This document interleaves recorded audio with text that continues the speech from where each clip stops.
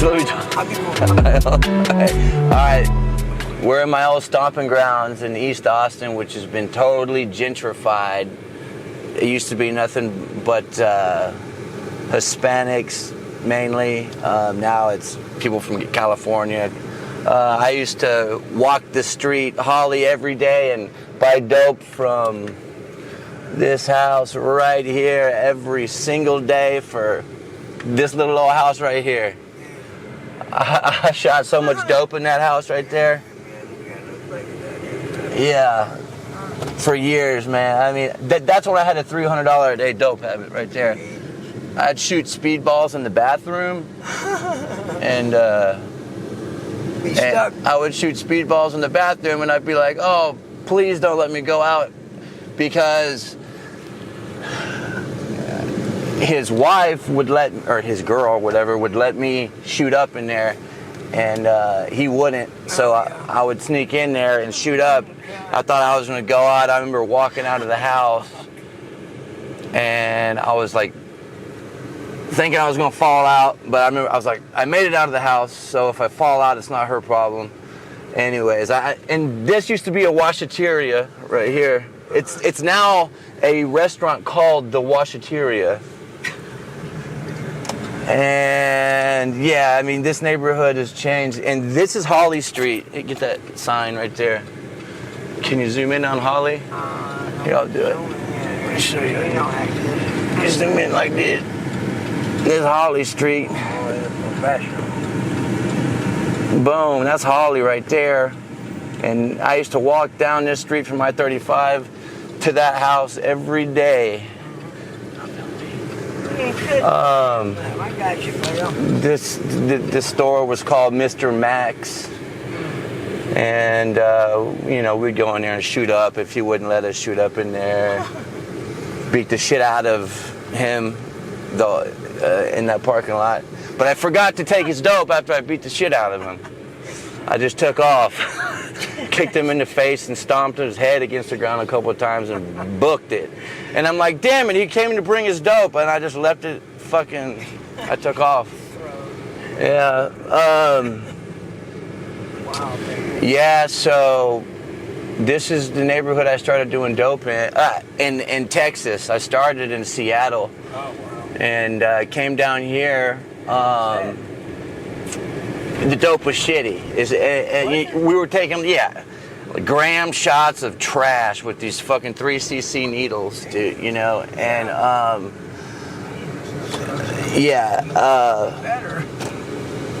so I got here and I'm like, what is this little 20? I was like, we take gram shots, you know, so they're like, not over here, you don't take gram shots.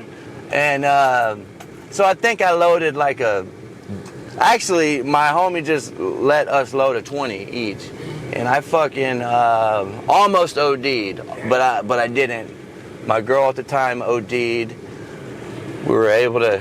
Were you surprised that a 20 fucking rocked you or what? Oh yeah, I was like, this is real dope. Can you here? Look, you zoom in like this. This is Chalmers Street. This is the street where all the action happens on the block. When did they have NA meetings? So. This is the block, right? Cesar Chavez and Chalmers is the block we're about to head to, where all the hustlers hustle. And you can film me. You can film me now. So, yeah, I was like, I was surprised that a 20 OD'd, and I was like, wow, this is.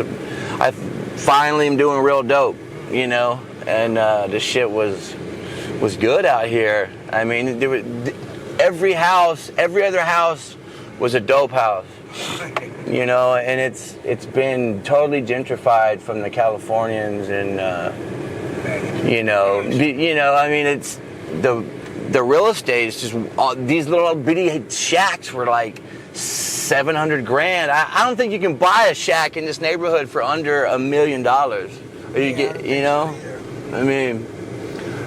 So now we're coming up on the, where I used to buy heroin on the block, right here. Right up here with Right here. And much respect to Las Cazuelas for not fucking around with the people in the neighborhood. Here, I'm gonna park and we're gonna go in. I'm gonna show you the bathroom. That we used. bathroom, I know it. We used to. I shot up probably 758 times in this bathroom. 758 million?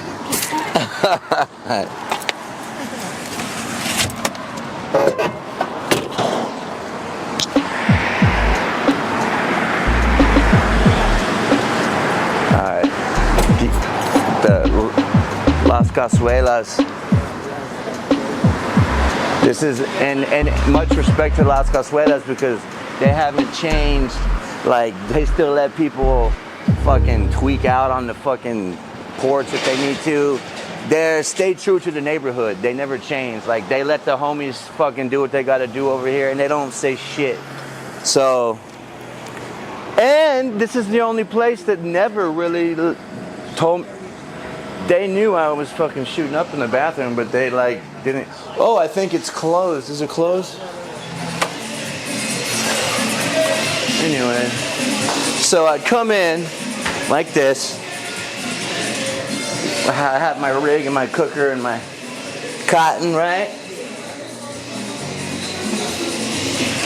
We'd and then this is the one right here. Sit right here in this toilet, right here.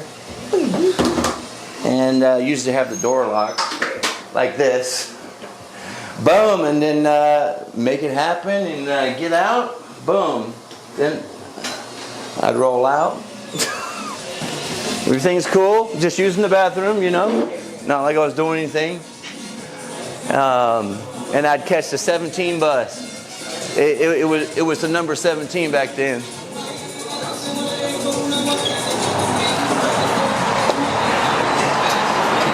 And then my methadone clinic was just right there. I was on methadone for 8 years. 8 years. This was the neighborhood right here. Right here. This is but it's changed. Now everybody's living at the dam. Like we used to be right here on Chalmers in the alleyway, you know. All right, you can pause it, and then here I'll show you. Get a little Las Cazuelas.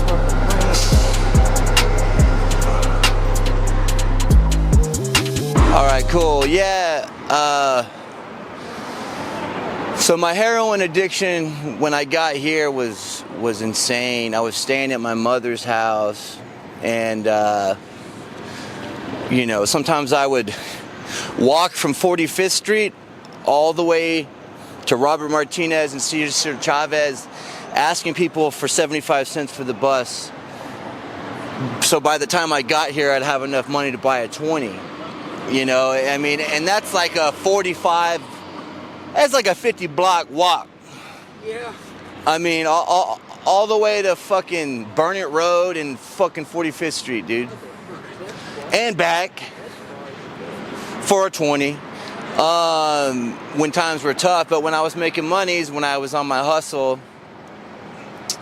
you know, I went through good times, ups and downs of having money and dope and cars, and to where I was begging my mom to sleep on her couch and asking people for 75 cents.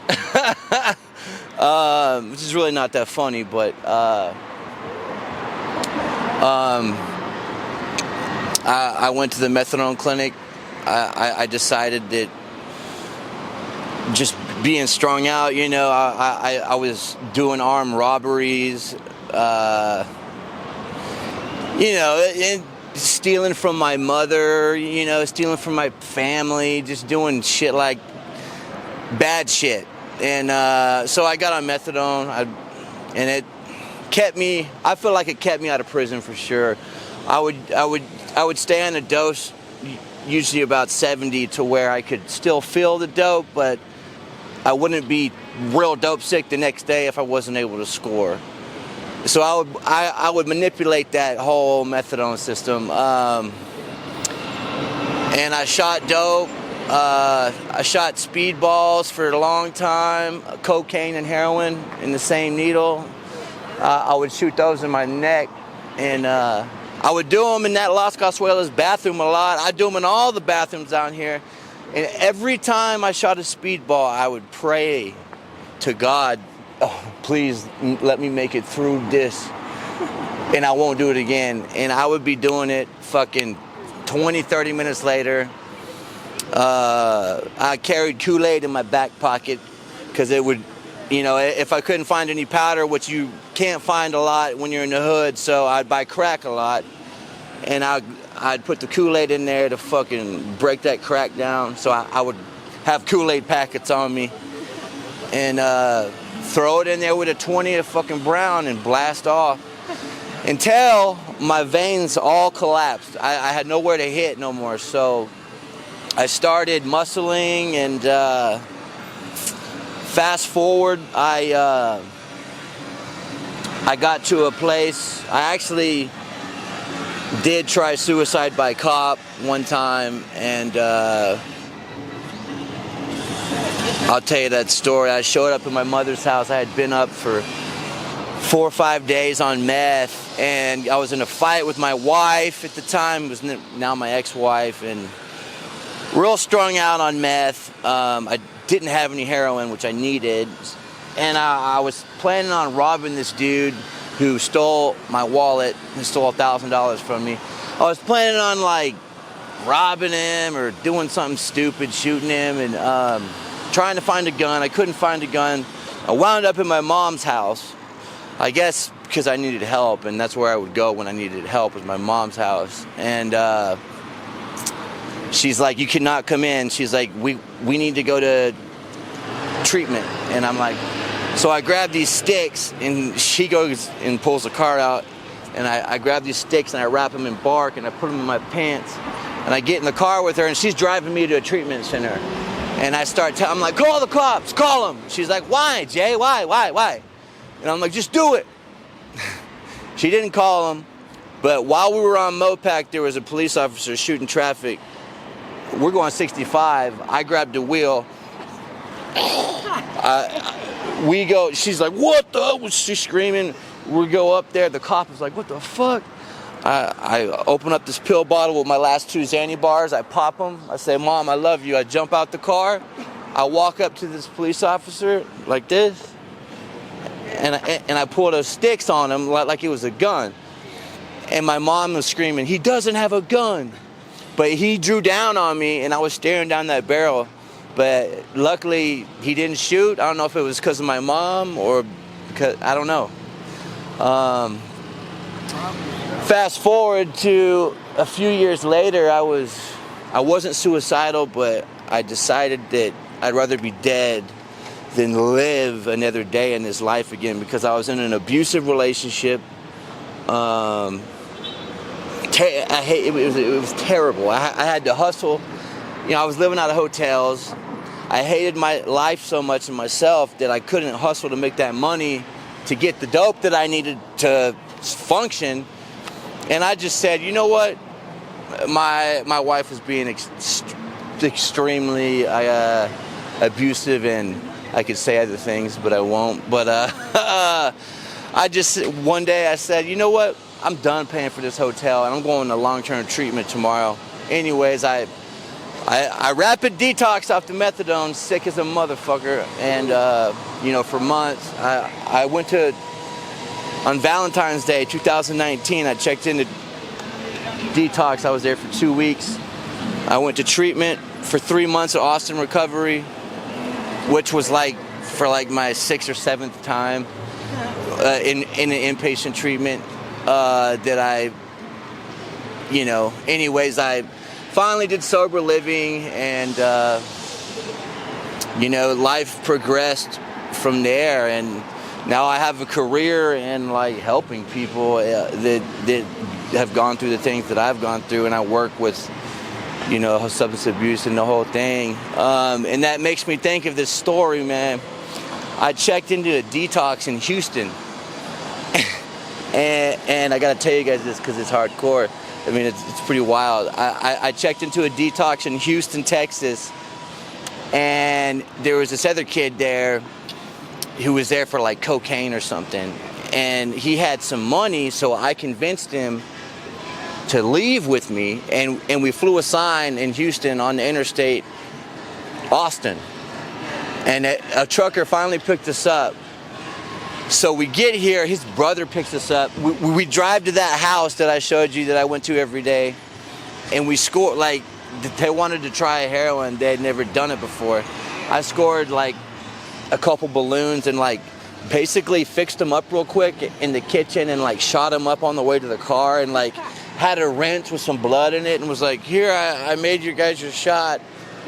They knew I'd ripped them off, but the next day we're cruising around trying to find money, and I'm gonna rob someone. I know I'm a knife, you know, I'm gonna pull a knife on someone. So I finally pulled a knife on this dude. I stuck up the knife to his throat, and I was like, I have nothing to lose. I was like, I will cut your fucking throat. Give me your money. Which I wouldn't have cut his throat, but I had to put the fear in him, so he'd give me his money, which he did. I got, I believe, $80. And then we went to my mother's house, and this is the worst part. I had him ring the doorbell so my mom would come to the front door and answer the door. While I went around the back, hopped the fence, went in the back door, and took 2 gold chains out of a jewelry box and fucking went and pawned them. You know, that's the sick, fucked up shit we do.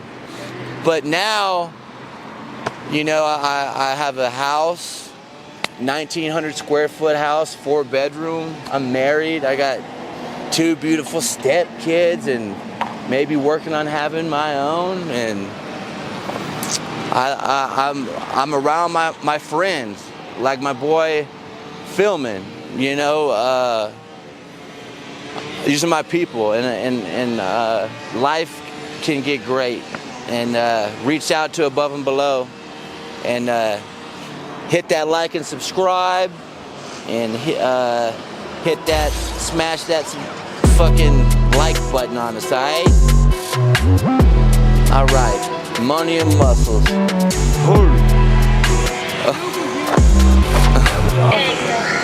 You know what? This is my cameraman, David. I'm just an old man. David, have you ever used drugs? Never.